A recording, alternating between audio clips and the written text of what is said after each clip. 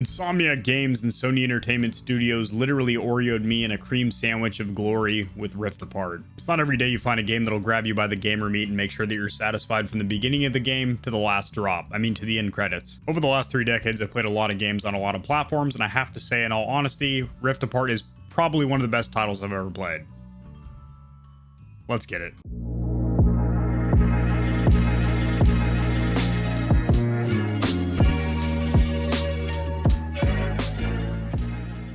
Alrighty boys, so jumping right into this review, I don't spoil food and I also don't spoil games for people, so this review on the Stiffy Meter will indeed be spoiler free.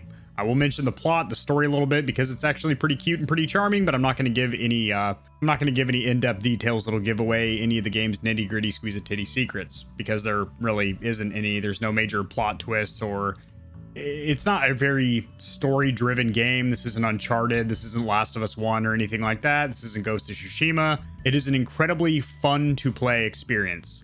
Fun is the keyword here. From the moment you start the game, and you are in this huge celebration of the accomplishments of Ratchet and Clank over the last... How many Ratchet and Clank titles have there been? Over the long-running 17-game series. And of course, naturally, things don't stay peaceful for long, and shit pops off, and you have to get buck wild, so to speak. Clank repairs this dimension-ripping Dimensionator 3000 that basically allows you to rip through time, which, by the way, we have seen games in the past that allow you to play through 2 dimensions in real time. For example, the Medium just came out recently, and basically there's like an upside-down Stranger Things style dimension.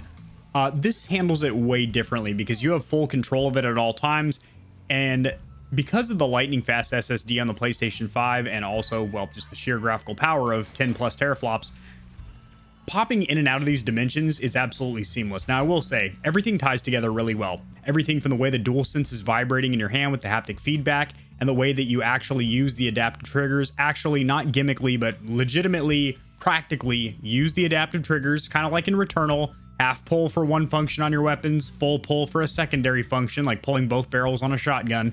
You have this brand new controller in your hand.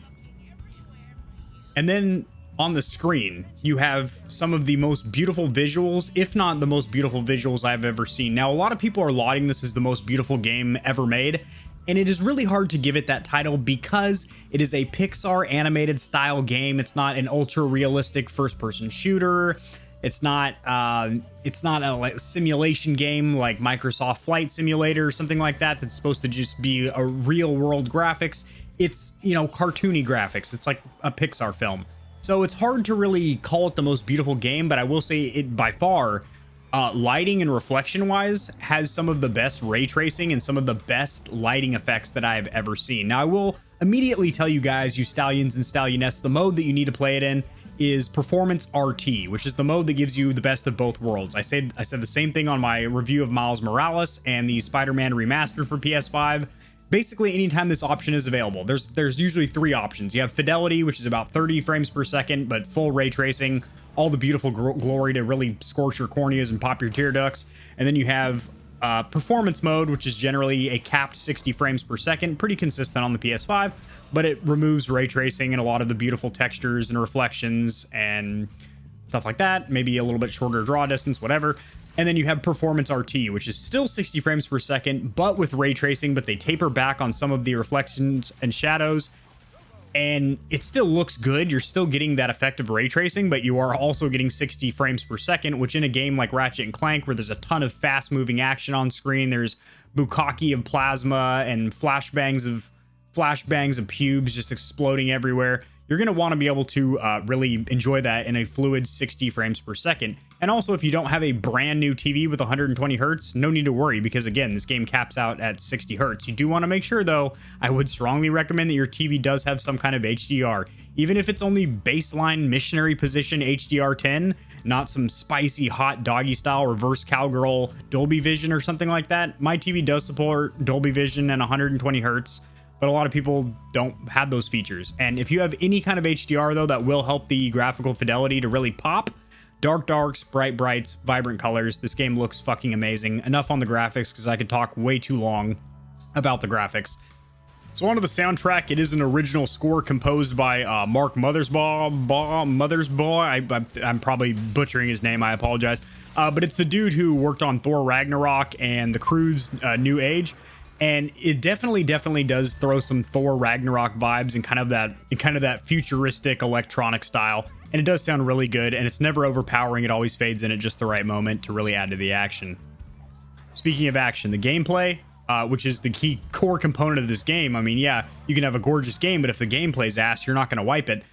It is a super fun game to play, and literally there is no real downtime.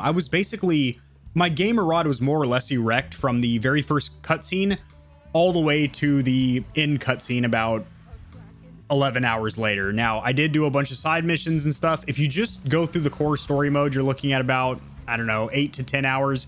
But you can easily spend 16 to 20, maybe even a little bit more hours if you're trying to 100% get all the collectibles and stuff. And then in-game wise, even after you've completed the story, there is pretty decent in-game and a reason to revisit the game and replay it, because you unlock kind of a speed challenge mode where you're able to upgrade your weapons even further. We're going to touch on the weapons in just a minute because they're awesome.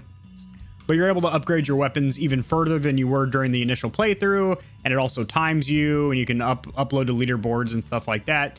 And it's also just such a fun game that you kind of are going to want to play through it more than once, like maybe by yourself, then maybe with your significant other, then maybe with your friend or something.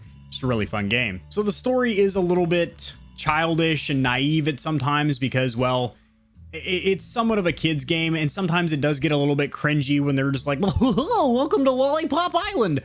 You know, if you're coming straight from Escape from Tarkov, you've been grinding for Kappa or something, and then you come over here, you're might vomit in your mouth a little bit and swallow it back down, but you're gonna want to keep playing because it's super fun. You know, despite me just saying that you're gonna be choking on vomit or whatever, it actually is a really charming, lovely little story. You also get introduced to a new female character, a female Lombax, which is basically the female version of Ratchet. Her name's Rivet. She's actually a really nice lady. She's really enjoyable to play as. Now, you do not get separate abilities or weapons between Ratchet and Rivet. All your progression carries over, so whether you're playing as Ratchet or Rivet, you're getting the same stuff, which I think is kind of a good thing because you don't have to worry about two separate skill trees. Considering this isn't a very long game, you can really play through the story in about 8 hours. Now, the weapons are absolutely awesome. Weapons have always been a blast, literally and metaphorically, in Ratchet and Clank, and it's no different here. You get a ton of upgrades for them, and now, like I said, with the DualSense being able to have different firing modes by holding down the trigger, different levels, and then just also being able to side flip across the map and melee enemies,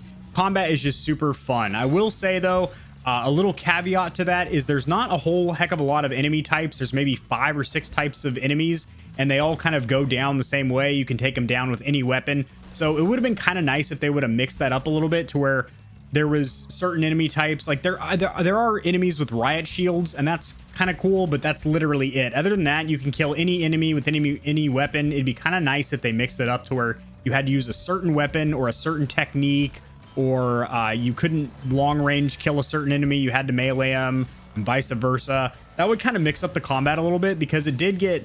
I hate to use the word repetitive, but it did feel a little bit repetitive, but it was enjoyable to the point to where even though it was repetitive, I didn't mind repeating it. Generally, repetitive combat is a terrible thing, but in this case, it didn't really make me go flaccid. In fact, there were a couple times I went quarter chub, but generally I was fully erect through the whole combat because there's so much action going on screen. It's so beautiful, and the weapons are so good that even though it's the same enemies you're beating and whatnot, and this also includes the bosses, they're also very similar, it's still super duper fun.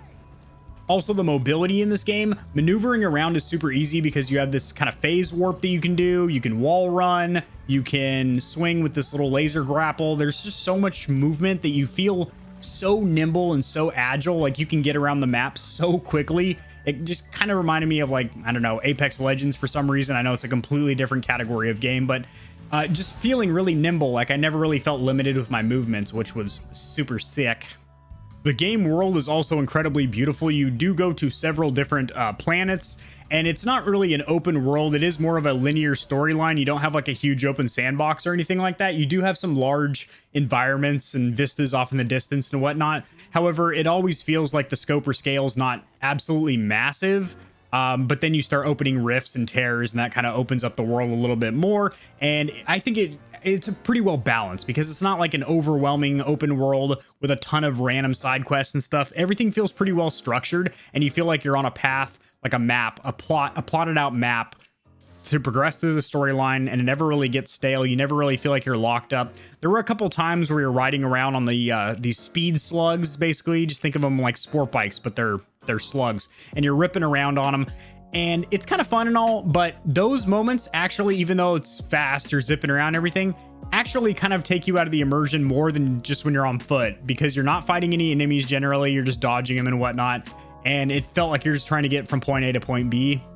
And I don't know, maybe they could have had you riff across the map or something. It would have been a little bit doper. But overall, I have to say this is one of the best experiences, if not the best experience that I've had thus far on my PS5 right now. And yes, that includes revisiting all the remastered PS4 titles with the higher frame rates, like God of War and the Ratchet and Clank remake and Miles Morales. I played Returnal. Yeah, I've got to say, thus far, this is the definitive PlayStation 5 game, which is important because it kind of has to be, considering Horizon Forbidden West most likely isn't coming out this year. Gran Turismo 7's been delayed, so this might be the only major first-party title release from Sony this year, so it had to be an absolute banger. And luckily it is a dank hot sticky fire banger. I think that's what the kids say nowadays, but you know, in regular English terms, it's a damn fine title. It is super enjoyable to play through.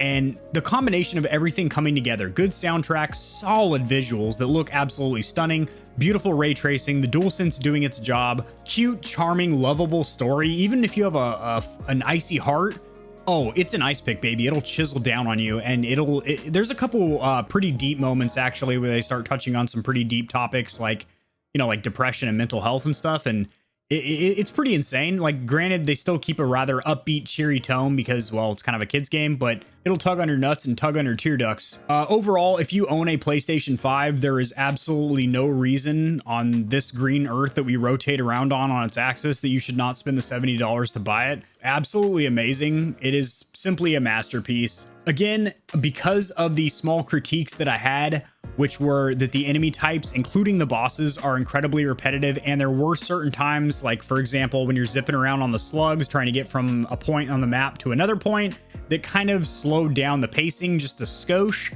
I'm going to go ahead and give this game a 9.5 bananas on the stiffy meter, which is enough to make a sundae and make that bad boy split with whipped cream and a cherry to pop on top.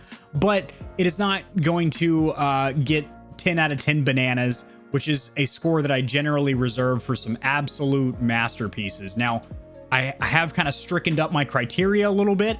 I have given out a couple 10s in the past, which in hindsight, I probably would have given about 8 or a 9. I'll probably make an update on those games. But yeah, as of now, I would say a 9.5, bananas peeled, stroked, and potassium emptied. It's just a damn fine game, boys. I strongly recommend it.